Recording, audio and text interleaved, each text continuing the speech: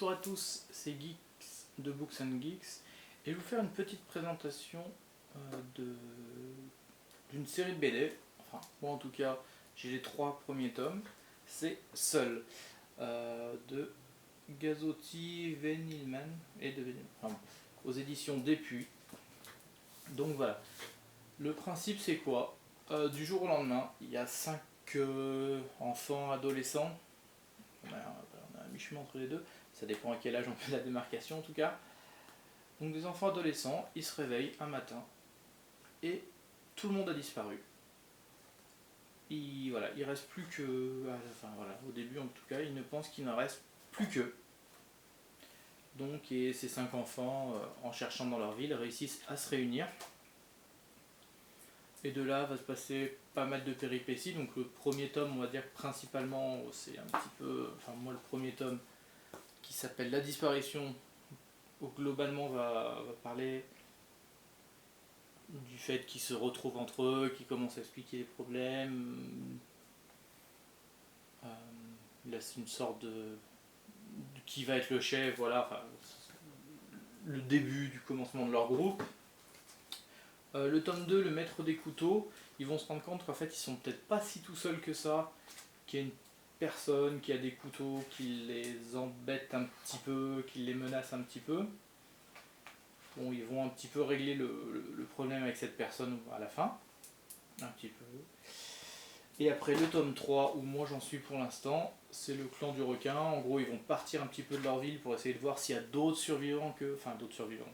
Il n'y a pas de mort, hein. Vraiment tout le monde a disparu, hein. Il n'y a pas de cadavres dans les rues ni quoi que ce soit, c'est pas un post-apo. Vraiment, tout le monde a disparu. Et là, ils vont se retrouver dans une sorte de parc d'attraction, mi-parc d'attraction, mi-parc zoologique, avec du coup d'autres enfants qui ont survécu, qui sont en train de mettre au point une sorte de société idéale d'après eux, mais qui s'avère pas être tant idéale que ça. Je vais pas en dire plus, mais voilà. Il se trouve que, je sais pas, oui, ça a dû se voir sur chaque bouquin, j'ai eu la chance de les trouver à chaque fois à 3 euros. Il y a des périodes où ils font des offres sur les bandes dessinées. Il y a des périodes où elles sont même à 1 euro. Donc là, les seuls, ça n'a jamais été le cas en tout cas. Mais bon, c'est vrai que du coup, j'ai eu les 3 tomes, 3 x 3 quoi. Ce qui fait pas trop cher. J'avais acheté le premier tome, en toute honnêteté, sans vraiment savoir pourquoi. Juste comme ça, un petit achat coup de cœur, pas cher. Et il se trouve que j'ai adoré. Là, franchement, j'ai les 3 premiers tomes, j'ai vraiment adoré. Je pense que je vais continuer à faire la suite. Là, il y a déjà, d'après là, il y a au moins 10 tomes, mais je crois qu'il y en a même encore un petit peu plus depuis. Donc, moi, je pense que je vais essayer de les continuer. Après, comme vous voyez, hein, j'ai beaucoup d'autres séries de comics, de mangas, de BD à continuer, donc c'est pas évident de toutes les faire.